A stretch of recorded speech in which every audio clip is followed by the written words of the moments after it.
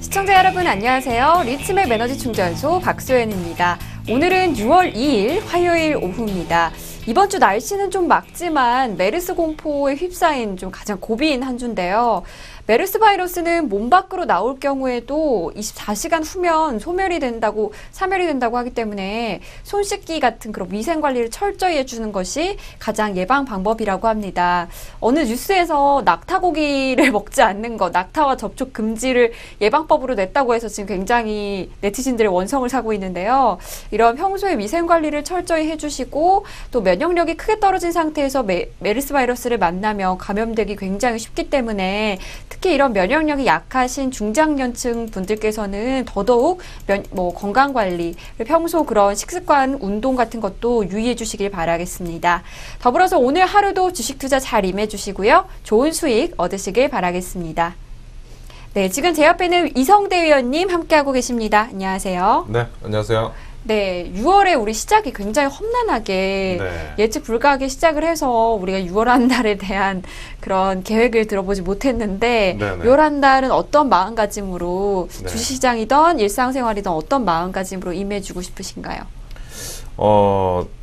글쎄요. 지금 제가 생각할 때는 우리가 이제 항상 계획을 하더라도 상황이 바뀌면은 우리가 대응하는, 즉 그런 게 좀 필요한 6월 달이지 않을까 보여집니다. 왜냐하면 6월 달에는 다양한 이슈들이 있습니다. 그리스 문제가 어떻게 될지도 모르고, 근데 결론은 날 것 같고, 그 다음에 FOMC 회의에서 미국의 금리 인상 시점을 확실하게 못을 박을지 아니면은 또다시 이제 그냥 넘어갈지 이런 내용이 나오면서 시장에 대한 또 흔들릴 수도 있고, 그리고 뭐 이제 여러 가지 이슈가 이제 우리나라에서 금통위에서 이제 금리를 인하할지 말지 여러 가지 상당히 좀 이슈가 있는 것 같습니다. 그러다 보니까 우리가 항상 뭐 이번에는 올라갈 거야 아니면 내려갈 거야 해서 이거를 결과적으로 맞췄다가 중요한 게 아니라 어떤 상황에 따라서 내가 어떻게 대응하느냐가 상당히 중요할 것 같거든요. 그래서 여러 가지 변수가 나오는 그런 6월 달이 될 것 같은데 그 변수에 맞게 그 좀 우리가 순응하는 그런 이제 전략이 좋을 것 같습니다. 손절매 가격이 깨지게 되면 손절매 하고, 그게 항상 이제 가장 좋은 선택이라고 우리는 생각을 하고 있으니까요. 손절매 할 때는 손절매 하고 나중에 다시 보는 전략. 만약에 내가 본 대로 시장의 뉴스라든가 흐름이 이제 이어졌다 이럴 경우에는 좀 더 길게 가져가는 그런 이제 대응 방법을 시장에 따라서 이렇게 좀 잘하는 좀 유연한 좀 생각을 가진 그런 6월 달이 되셨으면 좋겠습니다. 네, 조금 이번에는 어떻게 할 것이다 딱 이렇게 정해놓으시지 않고 조금 유연하게 상황에 따라서 대처를 잘 해주셨으면 좋겠고요. 지금 우리 시장 지수는 조금 좋지 않은 모습입니다. 코스피 지수 2080포인트, 코스닥 지수 708포인트 보이고 있는데요. 이 시장의 흐름 저희가 잠시 후에 종목 충전소에서 살펴보도록 할 테니까요. 끝까지 함께 해주시면서 투자 전략에 대한 궁금증도 해결하시길 바라겠습니다. 네, 그럼 저희는 잠시 후에 에너지 충전소로 찾아뵙도록 하겠습니다.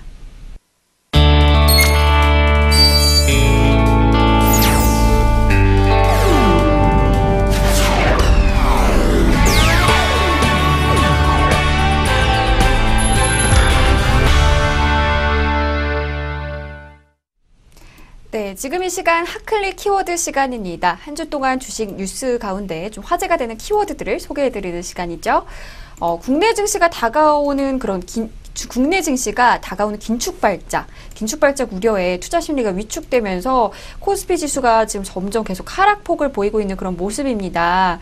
아까 말씀하셨듯이 그리스 리스크를 비롯해서 우리 6월 초부터 예정된 다양한 각종 대외 이벤트, 또 국내 시장에서는 15일부터 가격 제한 폭이 15%에서 30%로 확대될 예정이라고 하죠.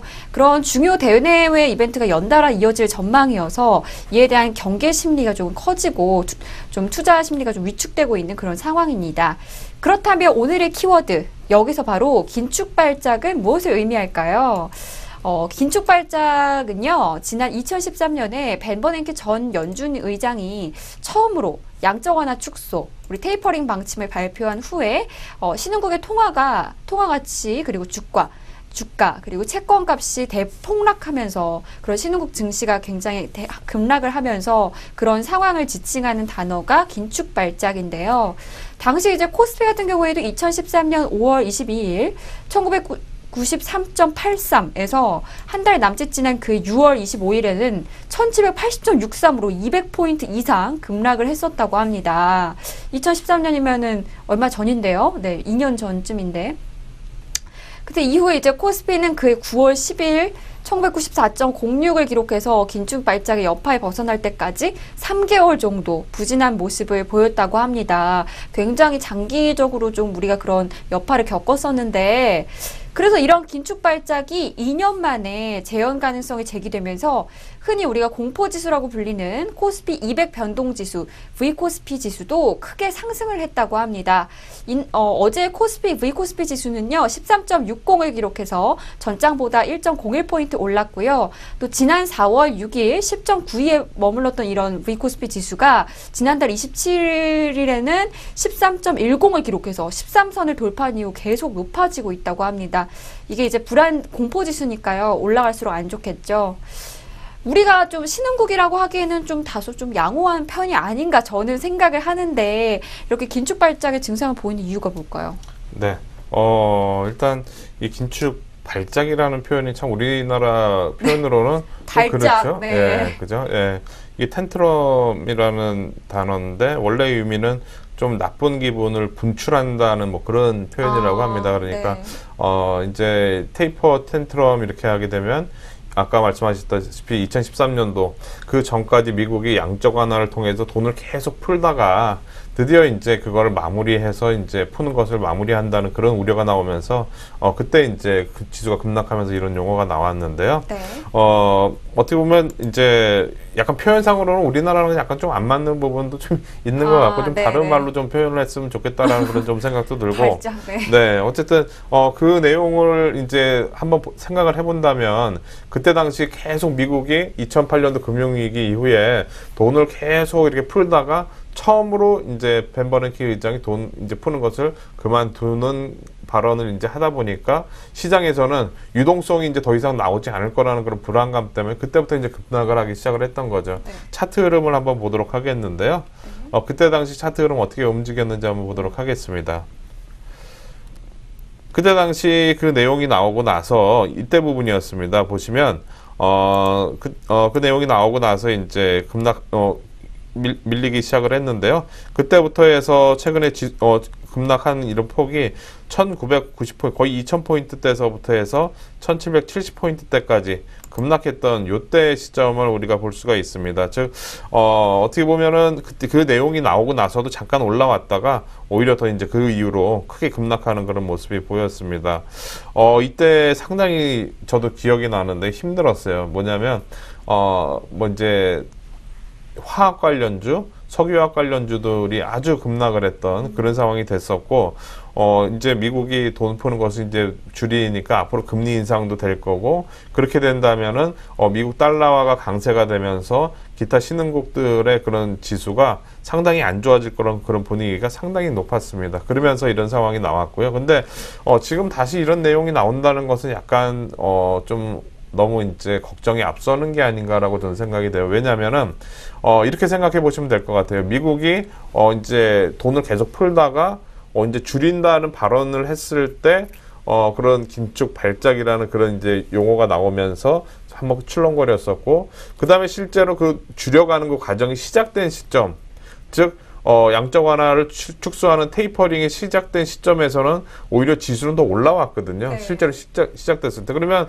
마찬가지로 이번에 금리 인상도 어차피 될 건데, 그러면 이게 시작된다고 해서 이전에 처음 이 내용이 나왔던 긴축 발작처럼 이렇게 큰 영향이 있을 거냐 생각을 해본다면 실제로 가봐야지 알겠지만 이미 여러 번 이렇게 경험을 해봤기 때문에 시장에서는 그런 흐름들이 녹아있지 않을까 보여집니다. 이때 당시에는 그런 내용들이 이제 어떻게 보면 언젠가 할 거다라고 생각을 했는데 갑자기 그 내용이 나오다 보니까 확 크게 영향을 미쳤었고 지금은 약간 좀 이런 상황이 아닌가 생각이 되는데 시장에서는 그래도 이제 금리 인상 시점이 이제 다가오다 보니까 혹시 몰라서 이런 내용이 이슈가 될 수 있으니까 한번 우리가 기억을 해놓고 그런 상황이 오게 되면 또 리스크 관리도 하자는 그런 측면에서 최근에서 시장에서는 좀 이슈가 되는 것 같습니다. 네, 위원님 말씀처럼 일각에서는요, 이제 너무 기사나 그런 것들이 이제 너무 긴축발작 해가지고 그렇죠. 네. 그런 분위기를 조장하고 있는 게 아닌가, 약간 이렇게 미리 이렇게 두려워할 필요는 없다. 어차피 우리가 닥칠 거니까 그런 시각들도 많더라고요. 아무튼 이런 긴축발작 이런 것이 있다는 거 알아두시면 좋을 것 같고요. 이런 이제 대내외 악재 그리고 긴축발작의 우려감이 우리 지수의 변동에서도 좀 드러나고 있는 모습입니다. 이런 지수의 동향 저희가 잠시 후에 종목 충전소에서 살펴보도록 할 테니까요. 끝까지 함께 해주시고요. 네, 오늘의 핫클릭 키워드 여기까지고 저희는 잠시 후에 종목 충전소에서 찾아뵙도록 하겠습니다.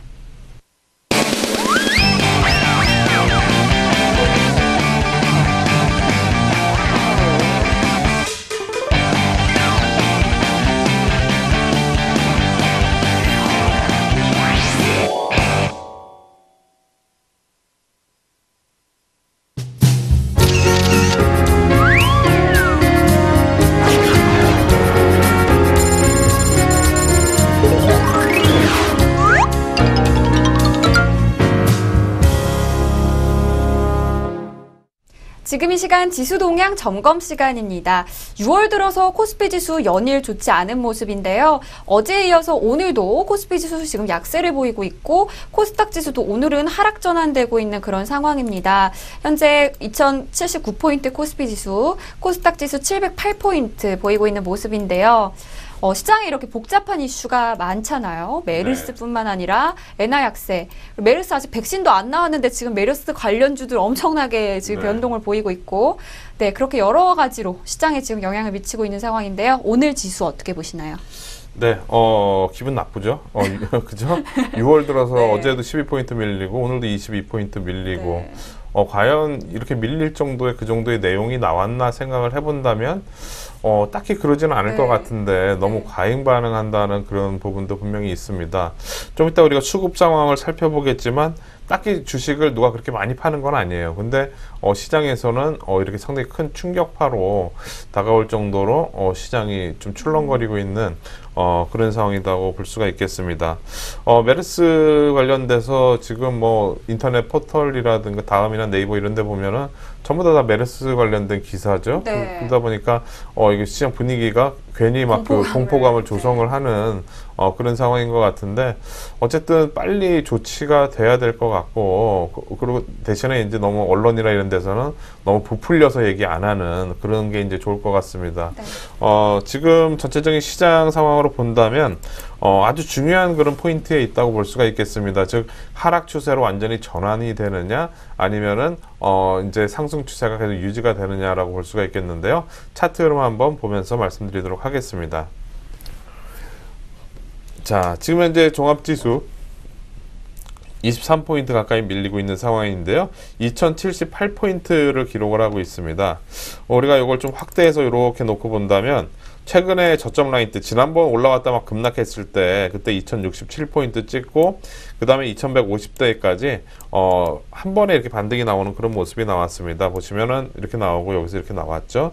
그리고 이제 두 번째 이렇게 밀리고 있는데, 지금 이 상승 추세가 계속 이어지려면, 즉 작년, 올해 1월달 1876포인트 때부터 이때 어깨, 머리, 어깨 이렇게 해서 역헤드 앤 숄더 패턴으로 해서 올라온 이 상승이 최근까지 계속 이어졌는데, 만약에 요번에 이 고점, 저점 라인 때가 여기가 깨고 내려갈 경우에는 이제 이 상승이 이제 마무리가 된다고 봐야 됩니다. 그러면 지금부터는 올라오면은 또 다시 밀리는 그럼 이제 조정 과정이 이어질 가능성이 높고요.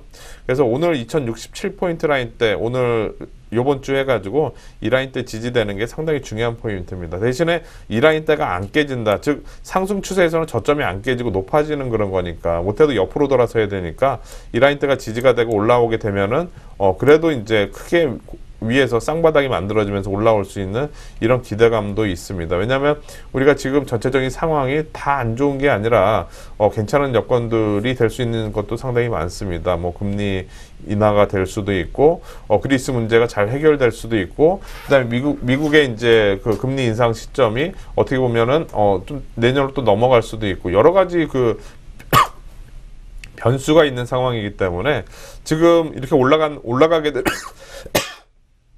죄송합니다. 올라가게 되면 강력하게 또 올라갈 수도 있고, 반대로 이런 메르스 공포라든가 또 이런 내용이 나오게 해서 밀리게 되면 또 크게 밀릴 수도 있는 그런 상황입니다. 그래서 지금 시장에서는 어떻게 될지 모르지만 지금 시점은 아주 중요한 포인트다. 즉 지금 2060포인트 라인대를 깨고 내려가게 된다면 우리가 분명히 좀 반등심하다 매도 관점에서 리스크 관리를 하시면서 대응을 하셔야 될 것 같고요. 이 라인대가 크게 깨지지 않고 지지가 된다면 어느 정도 변동성이 좀 큰 그런 구간이 계속 또 이어질 수 있는 그런 상황이라고 지금 볼 수가 있겠습니다. 코스닥도 같이 한번 보도록 하겠는데요. 코스닥도 지금 현재 보시면 중요한 위치에 있는 그런 모습입니다.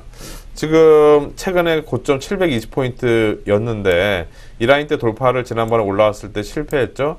그리고 오늘도 또 이제 며칠 동안 이렇게 올라왔는데 또 올라가다 이제 실패하는 그런 모습이 나왔습니다. 또 밀리고 있습니다. 즉 우리가 상승 추세로 이렇게 전환이 되려면 고점과 저점이 같이 높아지는 이런 현상이 나와야 되는데 슬슬 720을 돌파 못하고 또 돌파 못하고 이런 상황이 나오게 되면은 이거에 대한 이제 매물이 여기서 돌파하는 줄 알고 샀다가 물린 사람, 또 샀다 물린 사람, 이런 사람들이 이제 매도로 전환되게 되면 여기서 이제 밀려버리게 되면은 크게 이제 두 번의 봉우리가 이렇게 만들어지면서 코스닥 최근에 많이 올라온 폭에 대한 그런 차익 실현이 나올 수도 있는, 즉 우리가 그 상한가 폭이 확대가 되는 6월 15일 이후에는 변동성이 무지 커지는 그런 상황이 한번 있을 수도 있는 거죠. 그래서 지금 코스닥 지수도 720포인트 라인대를 반등하는지가 중요한 포인트가 되어 있는 그런 상황이라고 볼 수가 있겠습니다. 그래서 시장 전체적으로 봤을 때 우리가 너무 과잉 그 반응을 할 필요는 없지만 그래도 또 지금 리스크 관리를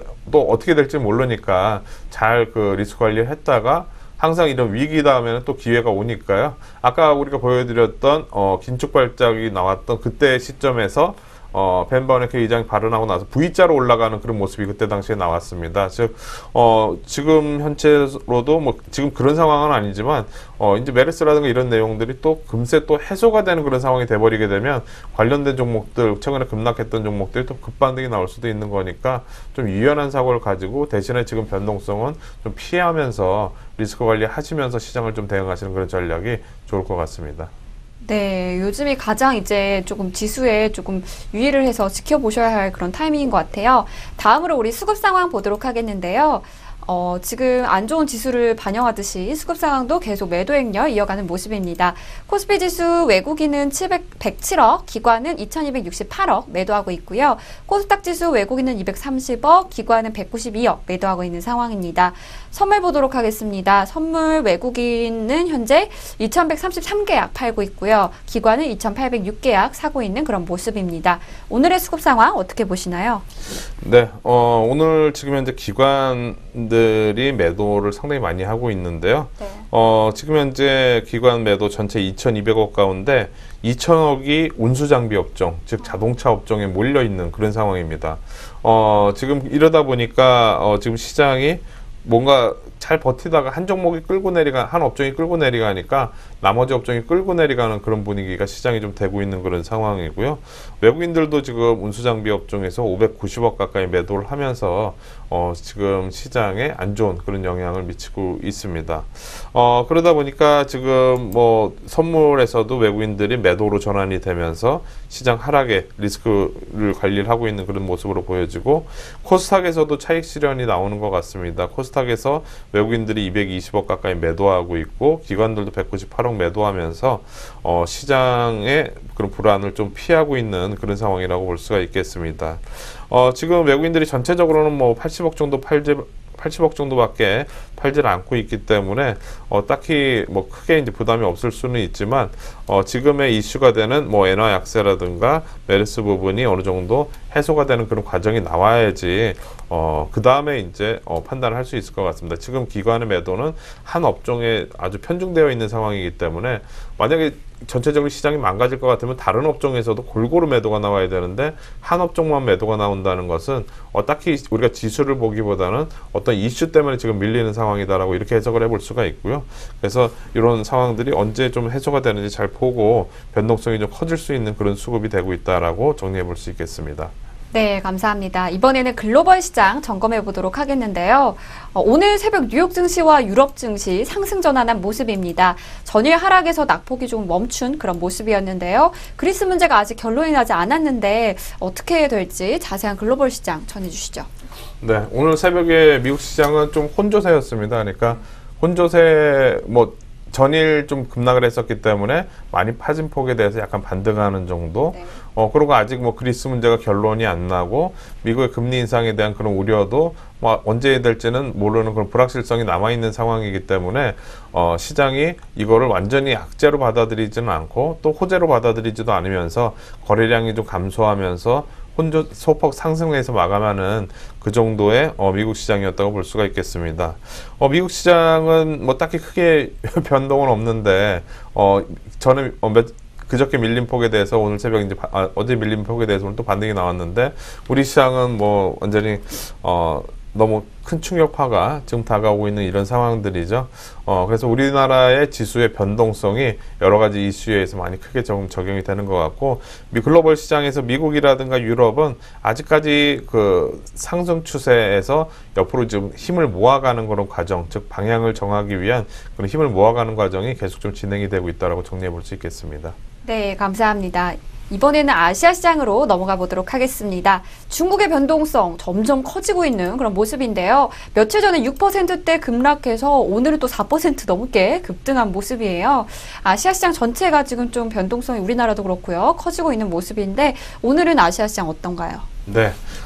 그러니까 중국 시장이 너무 변동이 심합니다. 네, 며칠 전에 스케일이, 네. 그죠? 6% 가까이 밀렸다가 또 어제는 네. 또 4% 가까이 상승하면서 종잡을 수 없는 종합지수가 6% 빠졌다가 4% 올라온다는 것은 우리나라로 생각을 해본다면 하루에 한 120포인트 이상 빠졌다가 그 다음날은 80포인트 이상 올라왔다가 네. 지금 우리나라 지금 20포인트만 빠져도 이렇게 많다고 이렇게 생각이 되는데 80포인트가 위아래로 100포인트 가까이 출렁거린다고 생각을 해보면 네. 대응하기 힘들겠죠. 그쪽 그죠? 투자자들은 어떨까요? 심정이. 네, 그러니까 이런 변동성이 점점 커지는 그런 시장이 계속 되고 있는 거죠. 왜냐하면 최근에 많이 올라왔기 때문에 위아래로 출렁거릴 수밖에 없는 그런 시장이 계속 되고 있다라고 볼 수 있겠습니다. 상해 종합지수 먼저 잠깐 보도록 하겠는데요. 이 시간 이제 상해 종합지수 1.88포인트 하락한 4,826.86포인트를 기록을 하고 있습니다. 소폭 하락하고 있어요. 0.04%니까 소폭 하락하고 있는 모습인데 지금 보시듯이 며칠 전에 6% 가까이 급락을 했지만 긴 관점에서 볼 때는 얼마 크게 빠지지도 않은 것처럼 이렇게 보여지고 또 이런 변동성이 우리가 이제 보기에는 작지만 실제로는 아주 큰 흐름이 계속 좀 이어지고 있다라고 볼 수 있겠습니다. 그래서 최근 저점 라인 때 깨지기 전까지는 중국 시장 아직까지는 긍정적인 관점에서 봐야 되지 않을까라고 좀 생각이 되고요. 중국 정부의 그런 강력한 경기 부양에 대한 그런 의지가 있기 때문에 이제 이런 상황이 나오는 것 같습니다. 즉 많이 올라와서 밀렸지만 또다시 급등하는 상황이 나오고 있고 우리나라도 금리 인하라든가 이런 부분이 이번 금통위 때 좀 됐으면 좋겠다라는 그런 바람도 좀 생각을 해봅니다. 대만 시장 잠깐 보도록 하겠는데요. 대만은 이 시간 현재 0.07% 상승한 9,631.97포인트입니다. 크게 변동은 없죠. 약간 부러운 그런 상황이죠. 우리나라는 지금 24포인트 가까이 급락하고 있는데 대만은 오히려 올라가고 있는 그런 상황입니다. 최근 저점 라인 때가 깨지지 않은 상황에서 고선에서 이제 옆으로 횡보하는 그런 모습 여전히 이어지고 있다라고 볼 수가 있겠습니다. 대만도 마찬가지로 특히 딱히 모멘텀이 없는 상황이 되다 보니까 이렇다고 볼 수가 있겠고요. 네, 마지막으로 일본 보도록 하겠습니다. 일본 오늘 이 시간에 이제 0.19% 하락한 2531.49포인트를 기록을 하고 있고요. 역시나 강한 흐름이 이어지고 있는 그런 상황입니다. 아시아 시장 전체적으로 본다면 우리나라만 지금 강력하게 하락하고 있는 그런 상황이라고 정리해 볼 수 있겠습니다. 네, 굉장히 슬픈 소식이네요. 네. 이번에는 오늘 시장에서의 이슈와 특징 종목들 살펴보는 시간입니다. 먼저 자동차 업종이 급락했다는 소식인데요. 오늘 현대차, 현대모비스, 현대위아, 현대글로비스 등 자동차 종목들이 대부분 8%대 급락을 보이고 있다고 합니다. 엔화 약세의 영향이 정말 크게 미치고 있는 상황인데요. 현대차는 2010년 이후에 5년 만에 최저가를 기록 중이라고 합니다. 엔화 약세로 인한 이런 자동차주의 약세 어떻게 보시나요? 그러니까요. 정말로 엔화 약세가 돼서 일본 수출입 차가 많이 팔리고 네. 현대기아차가 잘 안 팔리고 그런 상황으로 이렇게 이제 극단적으로 이렇게 해석을 하는 그런 상황들이 저는 약간 이 시장을 투자를 하는 뭐 펀드를 운영하시는 분들이라든가 이런 분들의 그냥 자신들만의 논리라고 그냥 생각을 하는데요. 네. 그죠? 실제로 나와 보면은 이전에도 엔화 약세가 시작되고 나서 이제 일본 자동차 업체들은 주가가 올라가고 현대차라든가 이런 쪽은 안 좋은 그런 모습이 나왔었는데 실제로 실적이 나와 보면은 그렇게 썩 나쁘지도 않았어요. 그래서 네. 너무 이제 자기네들의 그런 이익을 극대화시키기 위해서 현대차 매도 다른 국가의 자동차주들 매수 이런 전략을 이렇게 쓰는 거죠. 안 되는 쪽을 때리고 위로 올리는 뭐 이제 되는 쪽을 사는 그런 전략을 취하다 보니까 지금 너무 과하게 지금 반영을 하는 게 아닌가라고 생각이 됩니다. 지금 엔저 현상이 지금 계속 나오면서 지금 올라가고 있는 그런 상황인데요. 차트 흐름 한번 보면서 말씀드려 보도록 하겠습니다. 우리가 지난번 이거 엔화 여기서부터 올라탈 때 엔화 약세 여기 올라탈 때부터 약간 좀 불안한 상황이다라고 말씀드렸는데요. 왜냐하면 이평선들이 대부분 다 수렴이 된 상황에서 올라가는 거라서 이런 뭐 모든 이 시장을 보는 이 여기 시장에 참여하는 사람들은 이런 흐름들 최근의 흐름들을 보고 물론 여러 가지 변수를 보고 이제 판단을 하지만 그런 흐름들을 보고 이제 판단을 하기 때문에 이런 흐름이 쉽게 꺾이지 않을 거라는 것을 대부분 다 알고 있을 겁니다. 그러면서 지난번 여기서부터 엔화가 이렇게 약세가 되기 시작을 하면서 실제로는 이제 현대차 주가 같은 경우에는 그때부터 해서 이제 급락하기 시작을 해서 17만 원대에서부터 급락을 하는 그런 모습이 나왔죠. 결국에는 오늘 장중에 엔화가 125엔대를 돌파를 일시적으로 한 상황이 나오다 보니까 급락을 하는 우리가 전일도 잠깐 말씀드렸던 것 같은데 작년 저점 라인 때가 안 깨져야지 그래도 이제 현대차가 그다음 크게 돌아설 수 있는 그런 상황인데 이게 깨지게 되면 저점이 낮아진 거니까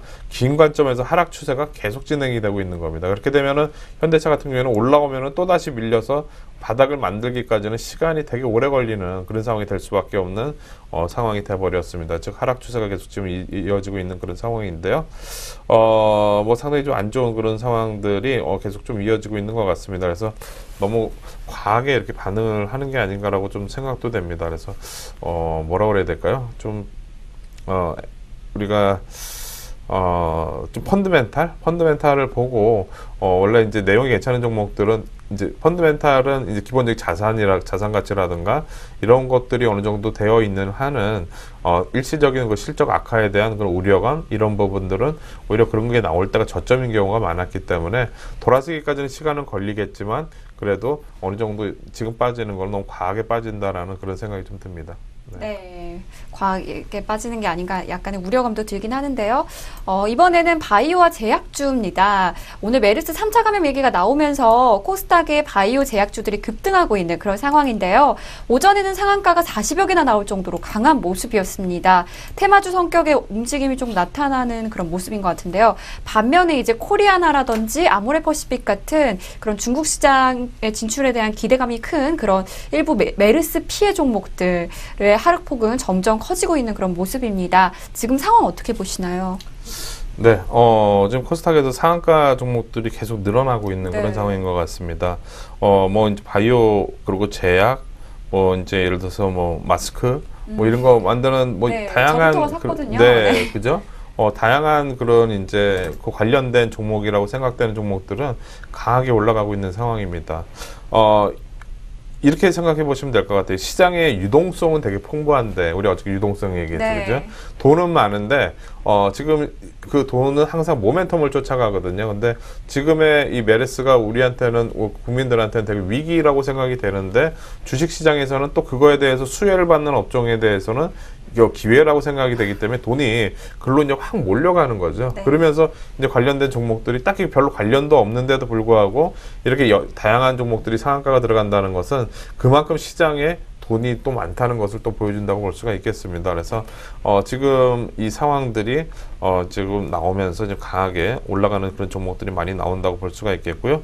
반면에 뭐 피해주 같은 경우에 우리가 전에도 얘기했었지만 뭐 이제 여행 관련주라든가 뭐 이제 최근에 많이 올랐었던 화장품 관련주들 하락하는 그런 모습들이 연속적으로 좀 보이고 있는 그런 상황입니다. 그래서 우리가 이런 상황들에 대해서 이제 단기적으로만 좀 대응을 하시는 게 좋을 것 같아요. 왜냐하면은 변동성이 워낙 커질 수 있는 그런 시점이고 항상 이렇게 모멘텀이 없는 공백기에 이렇게 테마주들 이렇게 움직이면서 될 수 있는 그런 상황이기 때문에 이걸로 너무 승부를 보겠다 뭐 이렇게 하기보다는 단기적인 대응 정도로 하시면서 리스크 관리를 하시는 게 낫지 않을까 생각이 됩니다. 네, 감사합니다.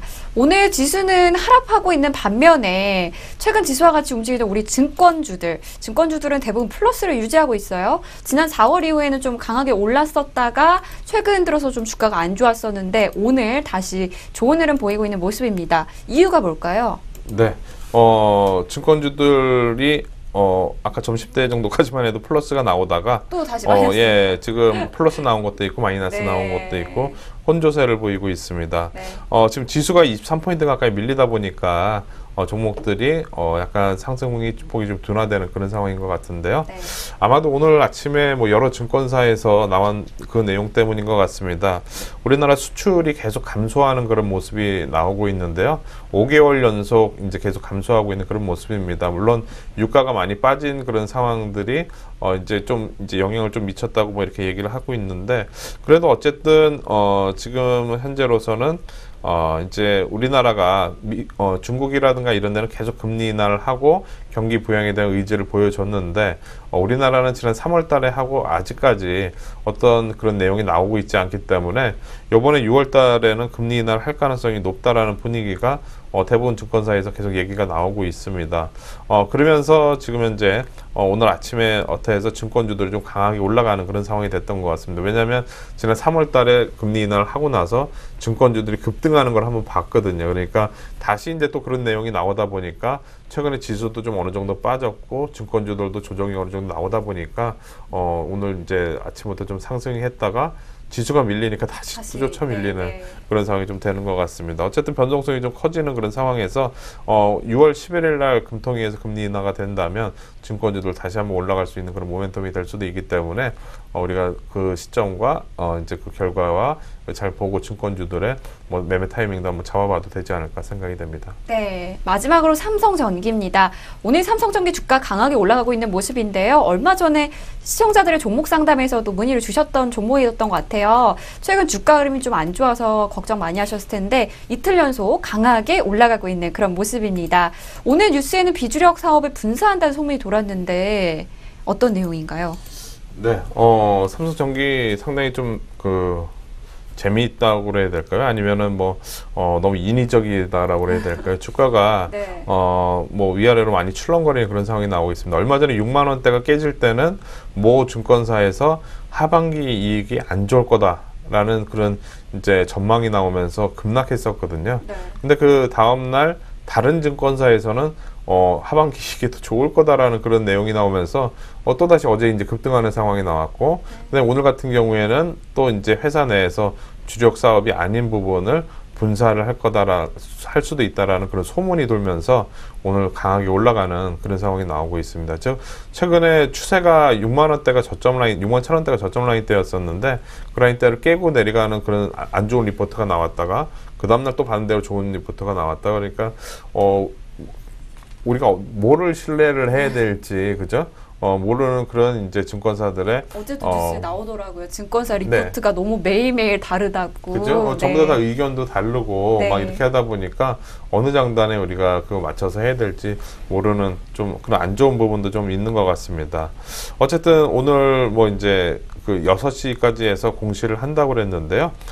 이제 계열사를 이제 비주력 부분을, 사업 부분을 분산을 한다는 그 이제 공시를 할 텐데, 아마도 지금 아직까지는 안 했죠. 뭐 장 끝나고 나서 하지 않을까 생각이 되는데, 시장의 변동성이 좀 이런 종목만 보더라도 변동성이 커지고 있는 그런 시점들이기 때문에 리스크 관리도 겸해서 우리가 대응을 해야겠다는 생각이 듭니다. 네, 감사합니다. 아까 오프닝에서도 말씀해 주셨지만 마지막으로 우리 시청자분들께서 어떤 전략 취하시면 좋을까요?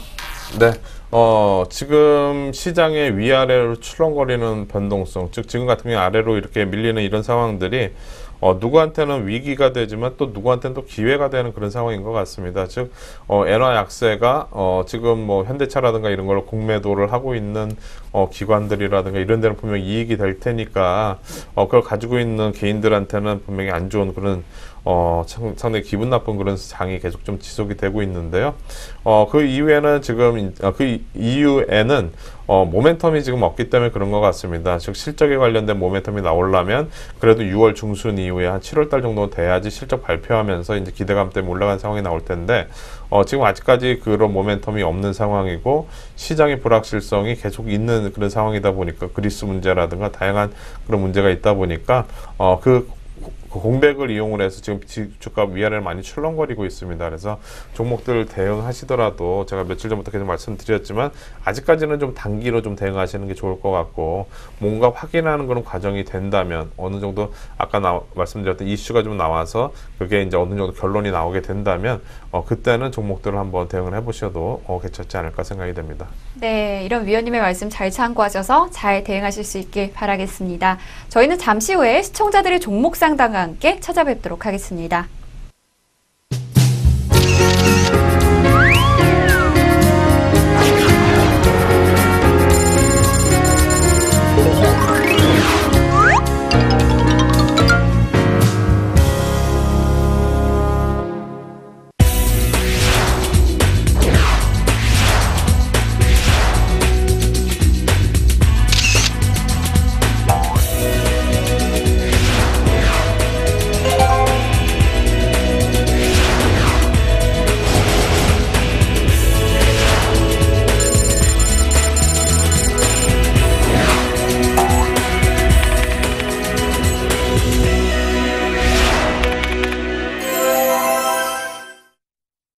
네, 지금 이 시간 시청자들의 종목 상담 시간입니다. 투자 전략 세울 때 고민이 있으시다시는 분들께서는요, 이쪽으로 연락 주시면 되겠습니다. 전화 02-6344-7557번, 홈페이지 주소 www.리치med.co.kr로 들어오셔서 많이 참여해 주시고 투자 전략에 대한 궁금증도 해결하시길 바라겠습니다.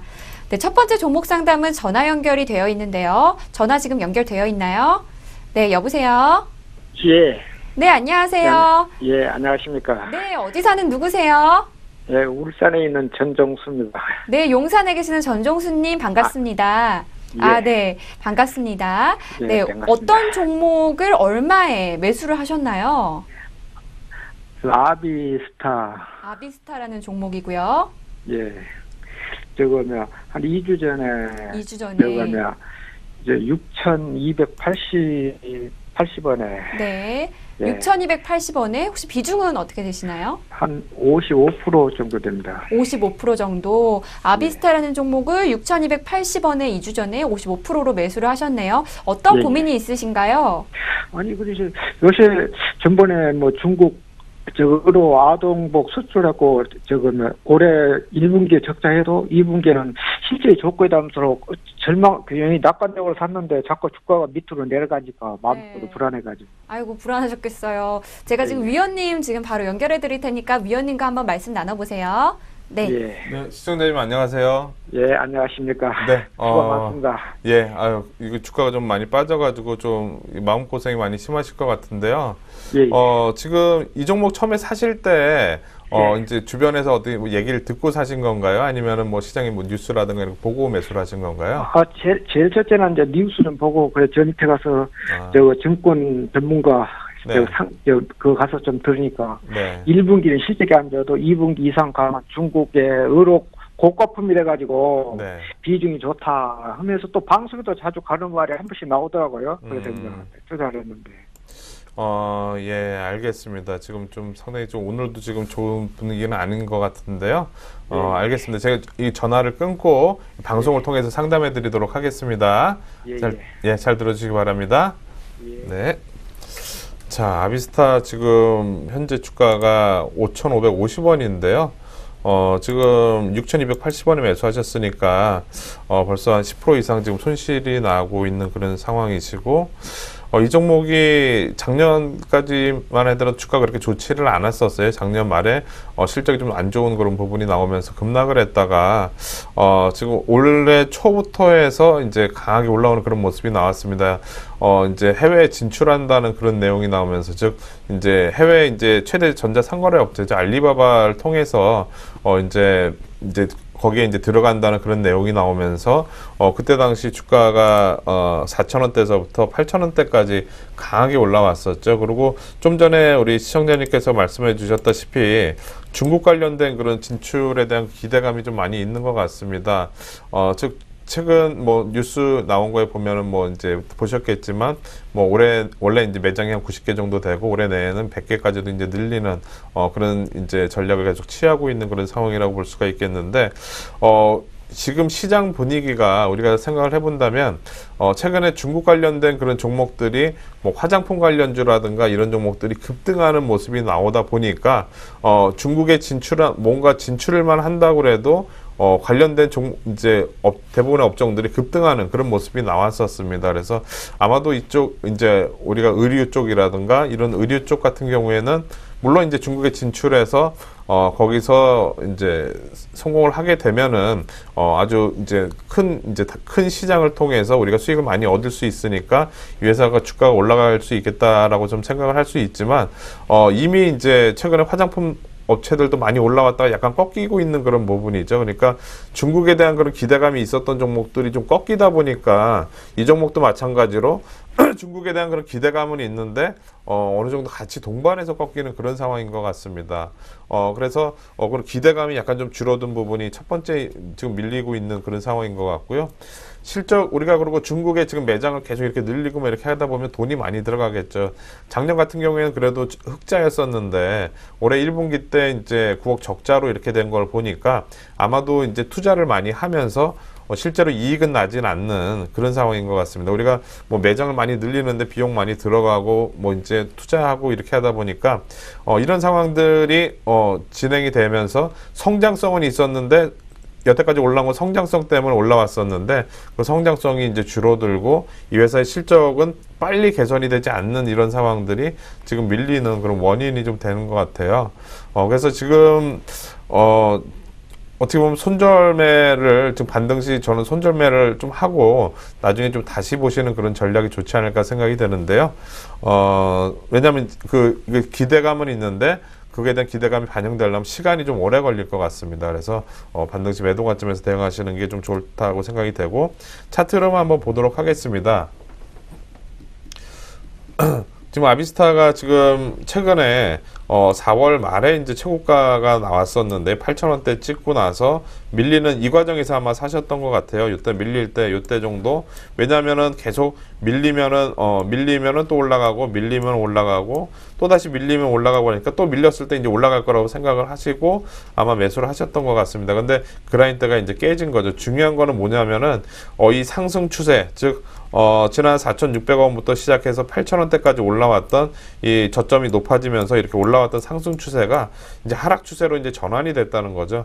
이 저점 라인대가 깨지지 않고 여기서 버티고 여기서 이렇게 올라와 줘야지 전고점까지 올라가는데 이 라인대가 깨졌기 때문에 단기로 하락으로 전환돼서 올라오면은 이제 6,000원대 초반 정도 올라오고 그 다음에 또 다시 밀리는 과정이 될 가능성이 높은 거죠. 한 4, 5개월간의 상승 추세 마무리가 되고 하락으로 전환이 되는 이런 상황인 것 같습니다. 그래서 반등시 매도 관점에서 좀 대응하셔야 될 것 같은데요. 지금 뭐 지수도 빠지고 뭐 이제 중국 관련주들이 대부분 다 밀리다 보니까 메르스 때문에 중국 관련주들이 밀리고 이쪽 이제 아비스타 같은 경우에는 딱히 중국에 대한 매장이 있기 때문에 메르스하고는 상관은 없지만 화장품 관련주라든가 이런 종목들이 메르스 때문에 밀리다 보니까 중국 관련주들이 밀리고 같이 덩달아 지금 밀리고 있는 그런 상황이라고 볼 수가 있습니다. 그래서 반등시 좀 정리하시는 게 좋을 것 같은데요. 지금 반등이 나오게 되면은 한 6,000원대 이상 정도까지는 한번 나올 것 같습니다. 6,000원, 6,100원 정도, 이 정도 목표로 해서 반등시 좀 정리를 하시고 다시 기회를 잡아서 대응하시는 전략이 좋을 것 같습니다. 네, 종수님 잘 들으셨죠? 6,000원, 6,100원대로 반등을 할 시에 정리를 하시는 전략을 추천해 주셨습니다. 다음 종목 보도록 하겠습니다. 다음 종목 작성자님은 좋은기분님이시고요. 현대차 긴급 종목 상담한다고 남겨주셨네요. 안녕하세요. 반갑습니다. 박소연 앵커님 방송 잘 보고 있습니다. 다름이 아니라 정말 바닥권이라고 생각해서 매수했는데 최근에 현대차가 이제 슬금슬금 빠지더니 오늘은 하락폭이 심해지네요. 엔화 환율 얘기는 알지만 최근 리포트를 보면 그래도 저점이라고 생각해서 지난 17만 2천 원대 30%를 매수했는데 손실이 커지고 있습니다. 우량주라 길게 가려고 선택했는데 너무 하락하네요. 상담 부탁드립니다 하셨어요. 네. 다시 복구될 수 있다면 몇 개월이고 기다리시겠다고. 네. 네. 지금 이런 상황들이 그냥 끝나지는 않겠죠. 네. 네. 어떻게 보면은 현대차에 대한 그런 펀드멘탈이라든가 이런 게 있는데 지금 9% 가까이 지금 급락한다는 거는 아마도 지금 뭐 이제 기관의 손절매 물량도 좀 있는 것 같습니다. 네. 우리가 ELS라든가 뭐 이런 거 같은 경우에는 이제 그 손절매 물량이 나올 수가 있는데 그런 부분들이 지금 나오면서 지금 갑자기 급락을 하는 그런 상황이 되는 것 같습니다. 오늘 현대차 거래량이 250만 주 가까이 지금 되고 있는 그런 상황인데요. 뭐 현대차 그룹 전체적으로 지금 뭐 현대차 그룹 전체적으로 이렇게 많이 빠진 거는 정말 몇 년에 한 번 가끔가다 볼 수 있는 그런 장면인데 오늘 너무 많이 빠지는 그런 상황이 되는 것 같습니다. 딱히 지금 엔화 약세 때문만 그런 건지 아니면 뭐 ELS 그 투자 관련된 그 내용 때문에 급하게 물량이 나오면서 이렇게 되는 건지는 오늘 지나고 나서 좀 이제 뉴스라든가 이런 걸 통해서 우리가 알아봐야 되겠지만 아직까지는 이제 그런 내용이 될 가능성이 높은 거죠.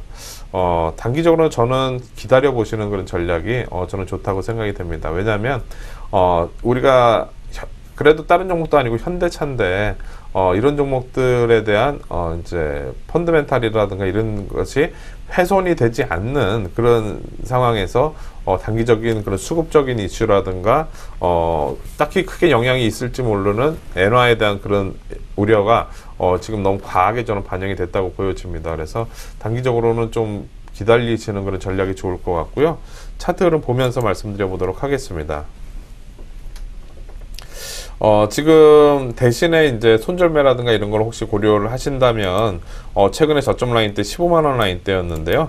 이 이상 올라오게 되면은, 단기적으로는 손절매 가격을 정리를 하시고, 다시 이제 매수 타이밍을 잡으셔야 됩니다. 왜냐하면 저점 라인 때가 낮아졌기 때문에 올라오게 되면 또 밀리게 돼 있습니다. 그래서 이 현대차는 월봉 차트를 한번 보여드리고 싶어요. 지금 보시면, 현대차가 2008년도 금융위기 때, 이때 당시 때, 다른 국가들 이때 GM 파산하고 막 그럴 때 오히려 현대차는 더 투자를 많이 하고 이때가 기회다라고 그래서 막 투자를 막 했거든요. 그러면서 자동차 생산량을 확 늘리면서 이때부터 이렇게 주가가 많이 급등을 했었습니다.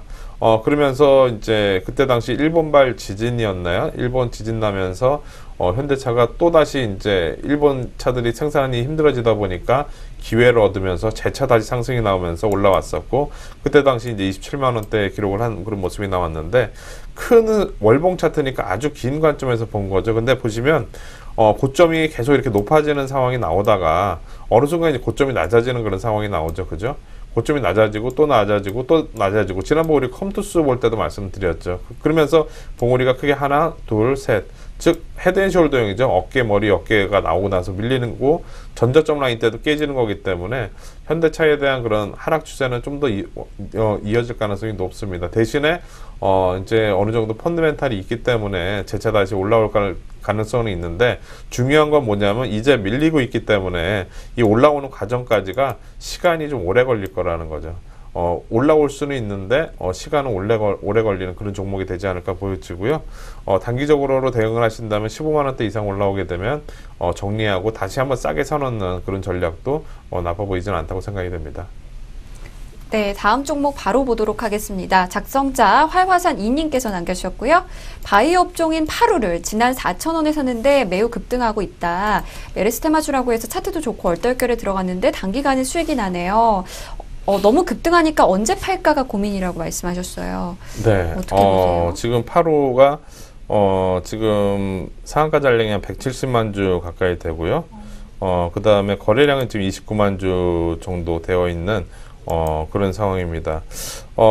단기적으로는 지금 뭐 시장의 분위기가 지금 이쪽이다 보니까 네. 쉽게 팔지는 않겠죠. 오히려 이거 주식을 갖고 있는 사람들은 이런 이슈가 좀 더 되기를 뭐 그런 바라는 뭐 그런 상황도 있을 것 같은데 상당히 좀 운이 좋으셨던 것 같아요. 뭐 단기적으로 잘 대응하셨고 그 다음에 아직까지는 상한가 이제 들어가 있기 때문에 이 종목은 이렇게 대응하셔야 됩니다. 즉 시장에서 어떤 이슈 분명히 이제 그게 좀 해소가 된다든가 환자가 감소를 한다든가 그런 내용 나오게 되면 바로 또 하한가 들어갈 수 있습니다. 그러니까 이거에 대해서 이제 대량 거래 터질 때 어느 정도 정리를 한다든가 그런 부분이 좋을 것 같습니다. 최근에 대량 거래가 1,100만 주였는데요. 1,100만 주 이상 거래가 터졌을 때는 좀 정리를 하고 다음에 보시는 그런 전략이 좋을 것 같습니다.